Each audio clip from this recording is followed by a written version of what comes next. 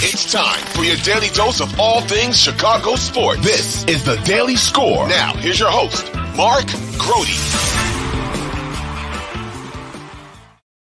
Hey, what's going on? I'm Mark Grote. Welcome into the Daily Score. If you're watching on YouTube, you can see that I'm in the atrium at Haugh. That's where this particular episode is originating. You got Ditka right there. That's right. That's a giant Ditka bobblehead in the background. So, this might be the day to check out the video version of the podcast. The reason that we were assembled at Haugh is that the two main coordinators were introduced today. The offensive coordinator, Shane Waldron, and the defensive coordinator, Eric Washington. What I will tell you, and we're going to hear from Shane Waldron, but Shane Waldron did not say anything in terms of naming players on the team that he likes. He wouldn't say the name Justin Fields. He wouldn't say the name Caleb Williams. He was asked to evaluate both of those quarterbacks, and he talked about it in generalities with expertise. Asked about Caleb Williams, and he just said, "Oh, there's a bunch of really good quarterbacks," basically. So we didn't really get too far with him on anything specific. So very guarded, obviously very well trained to keep it zipped because of the situation the Bears are in right now.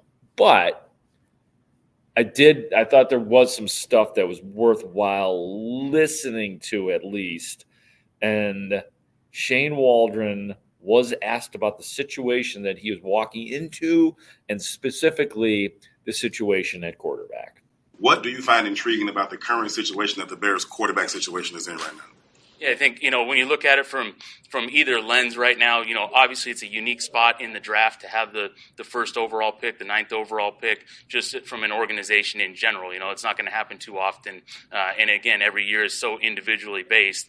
This is that year. And then also a group of players that are already in place on offense, including the quarterback that played at a high level and have displayed, the ability to win football games and make plays. So I think the combination of those two things were really intriguing. And then, even furthermore than that was just even from that initial interview, just the connection and interaction between Coach Eberflus and Ryan Poles and seeing a connected organization when you walk in the building and you feel it and you start to get really excited about the direction that this thing's going.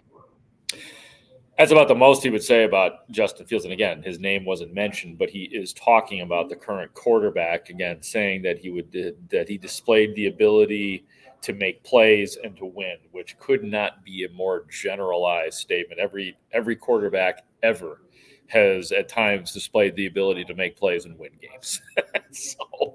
So I get it. I really do. But it was almost like the theme today was Shane Waldron, I thought, just went a step far in his guardedness. I imagine he was scared to death to have to do this press conference in the middle of the Caleb Williams, Justin Fields debate and the combine coming up in the draft around the corner. So it was almost like he overcompensated.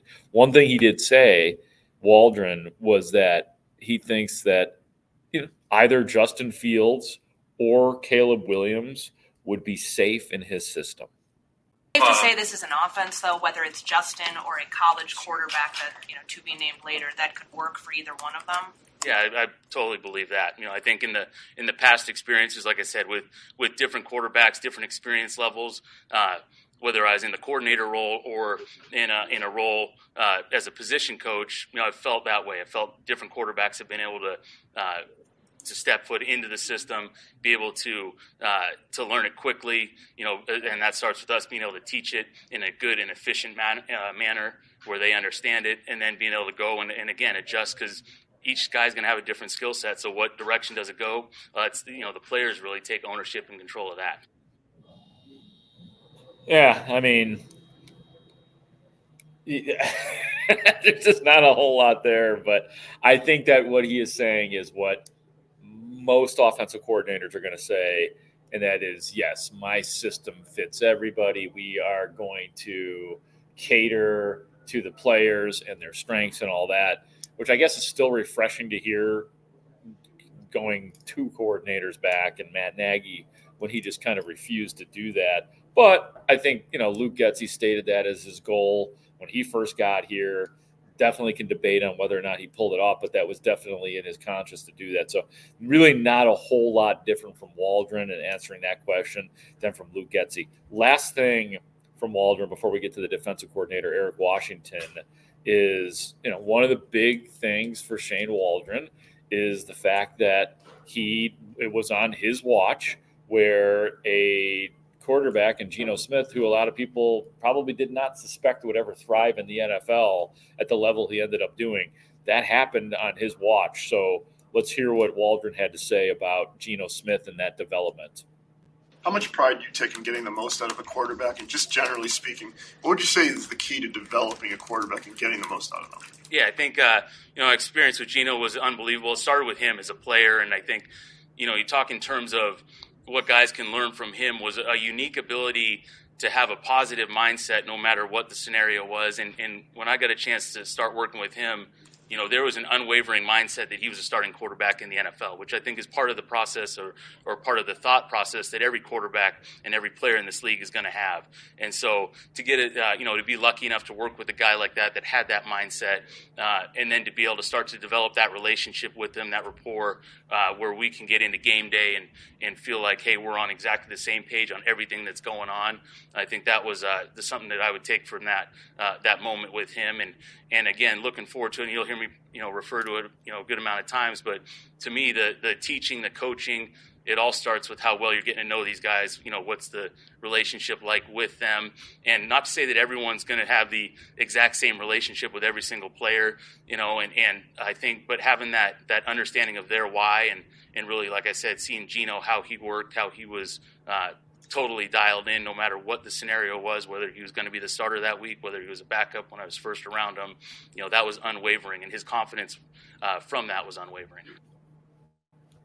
Yeah, and you got to give him that. Definitely got to give him that. A lot of people will take credit for the Gino Smith reclamation project. Some people insist that it was Pete Carroll, but he was the damn offensive coordinator. Happened on his watch, so you just give him some of that credit. I don't think that's something that I would debate. I would say that's a really good sign for your offensive coordinator that he was able to make a quarterback good, whether it's calling the right plays, drawing the right plays, getting in whatever he said to him.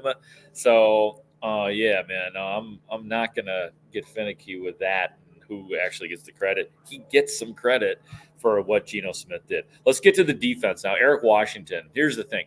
It's official. Matt Eberflus is going to be calling the plays. So then you ask yourself, what exactly does this guy do if he's not calling plays? Well, here's Eric Washington on that. Well, just making sure, number one, understand that Matt is also the head football coach. And so, calling the defense, that's that job, that responsibility. There's a lot of details. There's a lot of nuance to that. But at the same time, he's got to make sure that the team and the decisions that have to be made from that seat are taken care of. And so for me, I will do everything that the coordinator is doing without actually calling the defense. And if he needs to hand that responsibility off to me temporarily or for a snap or two, be ready to follow up and to take that role on and to make sure that we continue to move forward in the direction that we want to go in. And so the other thing is just, on the sideline during the game, just making sure that the coaches and the players are informed as far as the adjustments that we need to make and how the game is unfolding.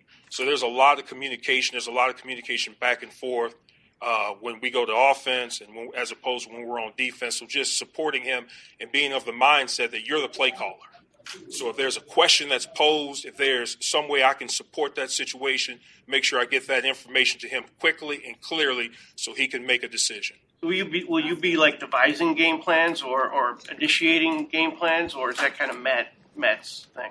No, we'll be collaborating on all of those issues, and certainly I'll be called upon, or I'll be counted on to be a part of the constructing the defense, organizing exactly what we want to do relative to different situations, and just putting the entire plan together along with our staff. There'll be some collaboration there, but Matt and I will work closely together to come up with the final approach that we want on a week in and week out basis.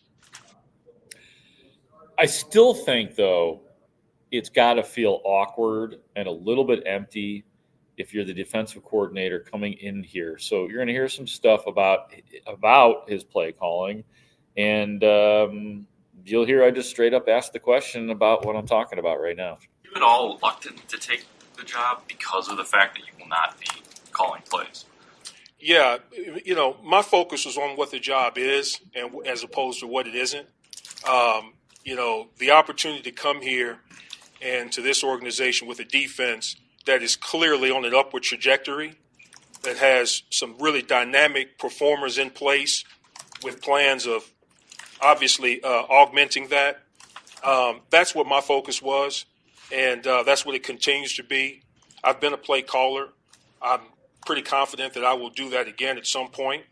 But right now, I'm really confident in what Matt is going to bring to the table in that respect, and I will support him as best that I can. You mentioned that you've called plays before and you'd like to do it again someday. Did you talk to Matt Eberflus about that, and that maybe eventually this year or even next year you take over those duties of play calling? Yeah, during that process, the conversations were extensive and comprehensive, and we touched on a lot of things, and Matt's aware of my background in terms of calling defenses, and what we talked about more than anything was just how do we put forth the best scenario for 2024 to make sure our defense is going in the right direction. Matt Eberflus is an unbelievable play caller.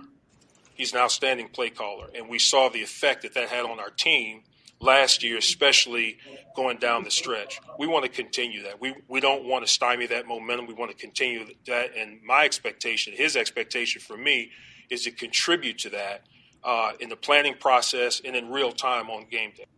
Yeah, and I do believe that it's definitely plausible that eventually, assuming it works out and he's here in the long term and, he's not a one and done guy, Eric Washington, that, yeah, I think that it would probably be something that Matt Eberflus would probably love to pass along play calling to somebody else, unless he just absolutely loves doing it. Matt Eberflus has shown, at least in the time that he did it with the Bears, that I agree, he is pretty good at it, but it's still not ideal. So that's something I'll keep an eye on that. I'm going to keep an eye on play calling this year and who actually will end up doing it by the end of the season, because I feel like Washington's eventually going to get it. Last thing from Eric Washington, a lot of what he has done in his career is defensive line coach, so he was asked specifically about the D-line and what he thinks about it. We're going to be a team that generates pressure with our front four. We're going to build the best pass rush in football. That happens to be, an area, fortunately, in an area that I've had tremendous success with, and we have the personnel to get that done. We've got size, speed, quickness, length. Montez, I remember Montez through the pre-draft process when I was in Carolina. Really admired the traits, the mindset, all of those types of things. So you look at the people that we already have here. I mean, it's just exciting. It's exciting. Plus, we invested heavily in the draft last year with the two young defensive tackles. I happen to know them going through the draft process. So all things are just positive as far as that goes. Yeah, I'm glad. That's good that he has some familiarity with those guys. And the guy that I'm really focused on this year is Gervon Dexter, and he mentioned that he definitely is familiar with his work, because I still don't know if they've got that 3 technique down. Justin Jones, free agent. I don't know. He wasn't exactly dominant at that position. I like him, but it's still something to keep an eye on. How much do they like those now second-year defensive linemen? And I imagine Eric Washington will have a say in it. That's going to be it for today. Glad we got to, again, introduce you to new coordinators for the Chicago Bears. That's it for us, though. For Ray Diaz and from Haugh, I am Mark Grote for the Daily Score.